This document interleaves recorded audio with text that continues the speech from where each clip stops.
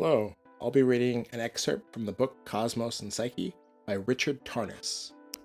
The book is an exhaustive breakdown of historical events and the planetary alignments involved. It makes an excellent case for astrology.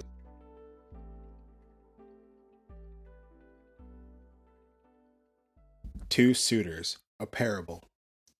The postmodern mind has come to recognize with a critical acuity that has been at once disturbing and liberating the multiplicity of ways in which our often hidden presuppositions and the structures of our subjectivity shape and elicit the reality which we seek to understand. If we have learned anything from the many disciplines that have contributed to the postmodern thought, is that what we believe to be our objective knowledge of the world is radically affected and even constituted by a complex multitude of subjective factors, most of which are altogether unconscious. Even this is not quite accurate, for we must now recognize subject and object, inner and outer, to be so deeply mutually constituted as to render problematic the very structure of a subject knowing as an object. Such a recognition, hard won, and, for most of us, still being slowly integrated, can initially produce a sense of intellectual disorientation, irresolution, or even despair. Each of these responses has its time and place, but ultimately this recognition can call forth in us a fortifying sense of joyful co-responsibility for the world we elicit and enact through the creative power of the interpretive strategies and worldviews we choose to engage, to explore, and to evolve with. Imagine for a moment that you are the universe, but for the purposes of this thought experiment, let us imagine that you are not the disenchanted mechanistic universe of conventional modern cosmology, but rather a deep-souled, subtly mysterious cosmos of great spiritual beauty and creative intelligence. And imagine that you are being approached by two different epistemologies, two suitors, as it were, who seek to know you.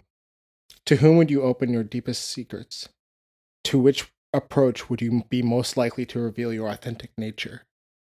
Would you open most deeply to the suitor, the epistemology, the way of knowing, who approached you as though you were essentially lacking in intelligence or purpose, as though you had no interior dimension to speak of, no spiritual capacity or value, who thus saw you as a fundamentally inferior to himself? Let us give the two suitors, not entirely arbitrarily, the traditional masculine gender, who related to you as though your experience were valuable primarily to the extent that he could develop and exploit your resources to satisfy his various needs, and whose motivation for knowing you was ultimately driven by a desire for increased intellectual mastery, predictive certainty, and efficient control over you for his own self-enhancement. Or would you, the cosmos, open yourself most deeply to that suitor who viewed you as being at least as intelligent and noble, as worthy a being, as permeated with mind and soul, as imbued with moral aspiration and purpose, as endowed with spiritual depths and mystery as he? This suitor seeks to know you, not that he might better exploit you, but rather to unite with you and thereby bring forth something new, a creative synthesis emerging from both of your depths. He desires to liberate that which has been hidden by the separation between knower and known. His ultimate goal of knowledge is not increased mastery, prediction, and control, but rather a more ritually responsive and empowered participation in a co-creative unfolding of new realities. He seeks an intellectual fulfillment that is intimately linked with imaginative vision, moral transformation, empathic understanding, and aesthetic delight. His act of knowledge is essentially an act of love and intelligence combined, of wonder as well as discernment, of opening to a process of mutual discovery. To whom would you be more likely to reveal your deepest truths? This is not to say that you, the universe, would reveal nothing to the first suitor. Under the duress of his objectifying, disenchanting approach, that suitor would undoubtedly elicit, filter, and constellate a certain reality that would naturally regard as authentic knowledge of the actual universe, objective knowledge, the facts, as compared with the subjective delusions of everyone else's approach. But we might allow ourselves to doubt just how profound a truth, how genuinely reflective of the universe's deeper reality, this approach might be capable of providing. Such knowledge might prove to be deeply misleading, And if this disenchanted vision were elevated to the status of being the only legitimate vision of the nature of the cosmos, upheld by an entire civilization, what an incalculable loss, an impoverishment, a tragic deformation, a grief would ultimately be suffered by both knower and known. I believe that the disenchantment of the universe is the direct result of a simplistic epistemology and moral posture spectacularly inadequate to the depths, complexity, and grandeur of the cosmos. To assume a priori that the entire universe is ultimately a soulless void within which our multidimensional consciousness is an anomalous accident, and that purpose, meaning, conscious intelligence, moral aspiration, and spiritual depth are solely attributes of the human being, reflects a long and visible inflation of the part of the modern self. And heroic hubris is still indissolubly linked, as it was in ancient Greek tragedy, to heroic fall. What is the cure for hubristic vision? Is it perhaps to listen? To listen more subtly, more perceptively, more deeply? Our future may well depend upon the precise extent of our willingness to expand our ways of knowing. We need a larger, truer empiricism and rationalism. The long established epistemological strategies of the modern mind have been both relentlessly limiting and unconsciously constructing a world it then concludes is objective. The objectifying aesthetic rationalism and empiricism that emerged during the Enlightenment served as liberating disciplines for the nascent modern reason, but they still dominate mainstream science and modern thought today in a rigidly undeveloped form. In their simplistic myopia and one sidedness, they seriously constrain our full range of perception and understanding. The disenchanting strategy that can be said to have served well the purposes of its time, to differentiate the self, to empower the human subject, to liberate human experience of the world from unquestioned, pre-given structures of meaning and purpose inherited from tradition and enforced by external authority. It provided a powerful new basis for criticism and defiance of established belief systems that often inhibited human autonomy. It also, at least partly, succeeded in disciplining the human tendency to project onto the world subjective needs and wishes. But this differentiation and empowerment of the human being has been striven for so single mindedly as to now be hypertrophic, pathologically exaggerated.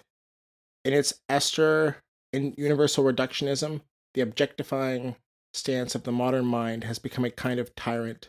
The knowledge it renders is literally narrow minded. Such knowledge is at once extremely potent and deeply deficient. A little knowledge may be a dangerous thing, but a massive amount of knowledge based on a limited and self isolating set of assumptions may be very dangerous indeed. The remarkable modern capacity for differentiation and discernment that has been so painstakingly forged must be preserved, but our challenge now is to develop and subsume that discipline in a more encompassing, more magnanimous intellectual and spiritual engagement with the mystery of the universe. Such an engagement can only happen if we open ourselves to a range of epistemologies that together provide a more multidimensionally perceptive scope of knowledge. To encounter the depths and rich complexities of the cosmos, we require ways of knowing that fully integrate the imagination, the aesthetic sensibility, moral and spiritual intuition, revelatory experience, symbolic perception, somatic and sensuous modes of understanding, empathic knowing.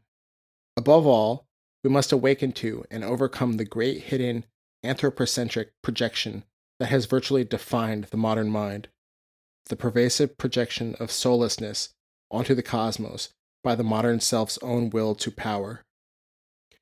Objectifying the world has given immense pragmatic power and dynamism to the modern self, but at the expense of its capacity to register and respond to the world's potential depths of meaning and purpose.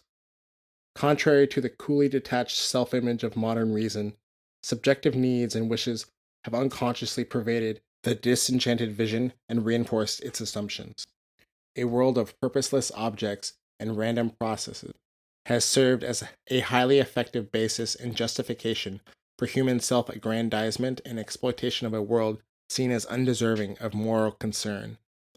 The disenchanted cosmos is the shadow of the modern mind in all its brilliance, power, and inflation. As we assimilate the deepening insights of our time into the nature of human knowledge, and as we discern more lucidly the intricate mutual implication of subject and object, self and world, we must ask ourselves whether this radically disenchanted cosmology is, in the end, all that plausible. Perhaps it was not as truly neutral and objective as we supposed, but was in fact a reflection of historically situated evolutionary imperatives and unconscious needs, like every other cosmology in the history of humanity. Perhaps disenchantment is in itself another form of enchantment, another highly convincing mode of experience that has cast its spell over the human mind and played its evolutionary role, but is now not only limiting for our cosmological understanding, but unsustainable for our existence. Perhaps it is time to adopt, as a potentially more fruitful hypothesis and heuristic starting point, the second Suitors' approach to the nature of the cosmos. Humanity's progress of knowledge and the evolution of consciousness have too often been characterized as if our task were simply to ascend a very tall cognitive ladder with graded hierarchical steps that represent successive developmental stages in which we solve increasingly challenging mental riddles, like advanced problems in a graduate exam in biochemistry or logic. But to understand life and the cosmos better, perhaps we are required to transform not only our minds but our hearts. For our whole being, body and soul, mind and spirit, is implicated. Perhaps we must go not only high and far, but down and deep. Our worldview and cosmology, which defines the context for everything else, is profoundly affected by the degree to which all of our faculties, intellectual, imaginative, aesthetic, moral, emotional, somatic, spiritual, relational, enter the process of our knowing. How we approach the other, and how we approach each other, will shape everything, including our own evolving self and the cosmos in which we participate. Not only our personal lives, but the very nature of the universe may demand of us now a new capacity for self-transcendence, both intellectual and moral, so that we may experience a new dimension of beauty and intelligence in the world, not a projection of our own desire for beauty and intellectual mastery, but an encounter with the actual, unpredictably unfolding beauty and intelligence of the whole.